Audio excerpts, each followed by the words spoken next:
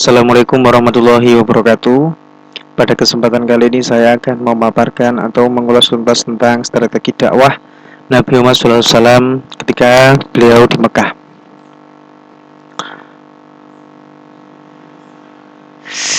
Baik, ada beberapa poin yang harus kita pahami, kita bahas mengenai tentang strategi dakwah Kanjeng Nabi ketika di Mekah. Yang pertama yaitu hijrahnya Kanjeng Nabi ke Habsyi. Yang pertama, ada hijrah Habsyi. Yang kedua, seperti yang saya paparkan kemarin, yang terakhir yaitu misi ke Taif. Nah, pada kesempatan kali ini saya akan sedikit menjelaskan tentang pembukaan kepada Bani Hashim dan juga peristiwa Isra Mi'raj. Oke, next ke pembahasan, yaitu yang pertama pembahasan pembukaan kepada Bani Hashim. Jadi suatu ketika Rasulullah SAW itu pernah berdoa kepada Allah Subhanahu wa taala, ya Allah, muliakanlah Islam dengan Umar bin Khattab atau Namru bin Hisam. Kemudian Allah mengabulkan doa Rasul ini dengan masuk Islamnya Umar bin Khattab. Dengan Islamnya Umar ditambah lagi masuk Islamnya paman Rasulullah, yaitu Hamzah, yang merupakan tokoh besar di kalangan suku Quraisy. Posisi Islam kini semakin kuat pada saat itu.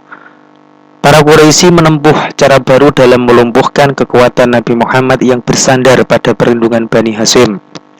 Cara yang ditempuh ialah pemboikotan atau dalam istilah saat ini disebut dengan embargo, yaitu dengan memutuskan segala bentuk hubungan terhadap Bani Hashim atau kaum muslimin, baik dengan cara pemboikotan politik, ekonomi, dan sosial. Hal-hal yang terlihat nyata dalam pembukaan tersebut, yang pertama yaitu tidak diperkenankannya melakukan hubungan jual beli dengan Bani Hashim dan juga kaum muslimin. Yang kedua, tidak berbicara dengan Bani Hashim dan kaum muslimin. Yang ketiga yaitu tidak boleh menikahi atau dinikahi oleh kaum muslimin. Piagam ini dibuat dan ditandangani ini disimpan di Ka'bah. Maka akibatnya dari pemboikotan dari kaum Quraisy tadi adalah membuat kaum muslimin menderita. Jadi pada saat itu kaum muslimin sangat menderita sekali setelah disahkannya undang-undang pemboikotan kepada Bani Hashim dan juga kaum muslimin.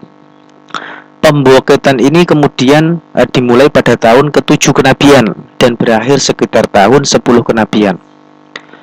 Pemboikotan ini berakhir setelah piagam perjanjian hancur dimakan rakyat dan para pemimpin kaum Quraisy menyadari bahwa apa yang dilakukan ini adalah sangat keterlaluan dan tidak sesuai dengan HAM atau hak asasi sesama manusia.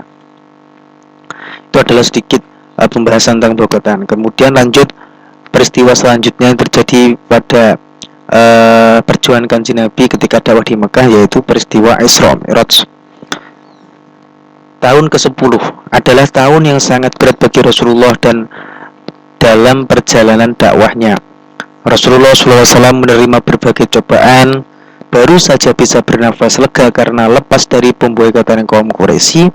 Tak selang berapa lama, kedua orang yang dicintainya meninggal dalam waktu yang berdekatan. Disitulah Rasulullah sangat berat membawa amanah untuk menyiarkan agama Islam. Di saat itu pula Allah menjawab apa yang dirasakan Rasulullah SAW dengan sesuatu yang sangat luar biasa, di mana tidak ada nabi maupun rasul yang pernah mengalami hal tersebut. Peristiwa tersebut kita kenal dengan istilah Isra Mi'raj, yang dimana arti Isra secara bahasa berasal dari kata syara, bermakna perjalanan di malam hari, dan secara istilah adalah perjalanan Rasulullah SAW bersama malaikat Jibril dari Mekah ke Baitul Maqdis atau Masjidil Aqsa yang sekarang baru saja merdeka, yaitu Palestina. Mi'raj secara bahasa adalah suatu alat yang dipakai untuk naik atau alat atau kendaraan. Secara istilah, Mi'raj bermakna tangga khusus yang digunakan Nabi SAW untuk naik dari bumi menuju ke atas langit. Jadi perjalanan Kanjeng Nabi dari bumi, dari Mekah ke Palestina, kemudian dari Masjidil Aqsa ila Sidratul Muntaha, atau kita kenal dengan langit ke-7. Kemudian setelah Kanjeng Nabi menceritakan peristiwa apa yang dialaminya, para kaum Quraisy sama sekali tidak mempercayai. Jadi sama sekali tidak ada yang percaya dengan perjalanan Kanjeng Nabi yang dari Mekah ke Palestina ke Masjidil Aqsa, kemudian dari Masjidil Aqsa ke Sidratul Muntaha dengan ditempuh selama 1 malam saja. Akan tetapi berbeda dengan ketika Kanjeng Nabi menceritakan kepada Sayyidina Abu Bakar.